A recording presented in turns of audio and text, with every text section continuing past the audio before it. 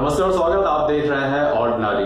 वीरप्पन चंदन और हाथी दांत का कुख्यात तस्कर, जिस पर 150 लोगों की हत्या, 100 हाथियों के शिकार का आरोप था।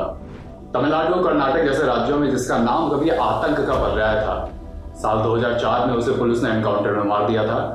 उसके परिवार से जुड़ी एक खबर है जो हम अब तक लाए हैं। वीरप्पन की बेटी विद्या अब तमिलनाडु बीजेपी के युवा मोर्चे की उपाध्यक्ष हैं। वो फरवरी 2020 में भारतीय जनता पार्टी में शामिल हुई थी। विद्या को 15 जुलाई को युवा मोर्चे का उपाध्यक्ष नियुक्त किया गया।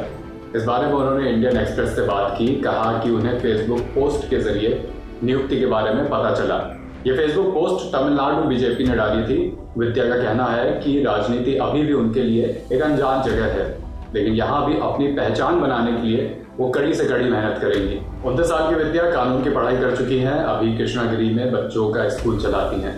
वो कहती हैं कि उनका भरोसा इंसानियत में है। वो किसी एक समुदाय, किसी जाति का प्रतिनिधित्व नहीं करती हैं। बीजेपी में शामिल होने के लिए विद्या को साल 2018 में भी ऑफर दिया गया था। एक स्थानीय नेता ने उन्हें तत्कालीन केंद्रीय मंत्री और बीजेपी सांसद पोन राधाकृष्णन से मिलवाया था। इस बारे में विद्या बताती हैं कि सोशल सर्विस में मेरी रुचि है। राधाकृष्णन ने सुझाव दिया कि पार्टी के लिए भी वो यही काम कर सकती हैं। विद्या की बात जब भी होती है तो उनके पिता वीरप्पन का भी जिक्र होता है। पिता से जुड़ी यादों के बारे में विद्या ने इंडियन एक्सप्रेस से बात की और कहा कि मैंने उन्हें केवल एक बार स्कूल की छुट्टियों में देखा था।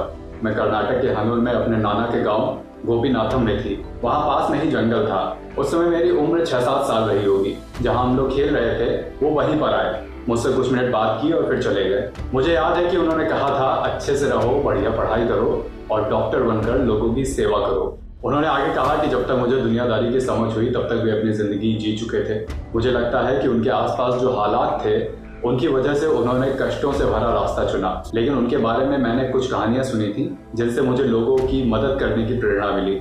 वीरप्पन को साल 2004 में तमिलनाडु पुलिस की स्पेशल टास्क फोर्स यानी कि STF ने मार गिराया था। वीरप्पन को मारने वाली टीम का नेतृत्व के विजय कुमार के पास था। बाद में वे केंद्रीय गृह मंत्रालय में सुरक्षा सलाहकार भी बने थे। उन्होंने वीरप्पन को लेकर एक किताब भी लिखी थी। किताब का नाम है वीरप्पन चेजिंग द ब्रिलियंट। इसमें उन्होंने विद्या के जन्म और उनके नाम के बारे में भी लिखा था। किताब में बताया गया है कि एक STF ऑफिसर ने वीरप्पन की बेटी का नाम विद्या रखा था। विद्या के जन्म से पहले उनकी मां ने सरेंडर कर दिया था। इसके बाद चेन्नई में डिलीवरी हुई थी और विद्या पैदा हुई थी। और भी खबरों के लिए देखते रहिए ऑर्डिनरी। ये खबर लिखी है हमारे साथी शक्ति ने और मेरा नाम है अभिषेक। शुक्रिया।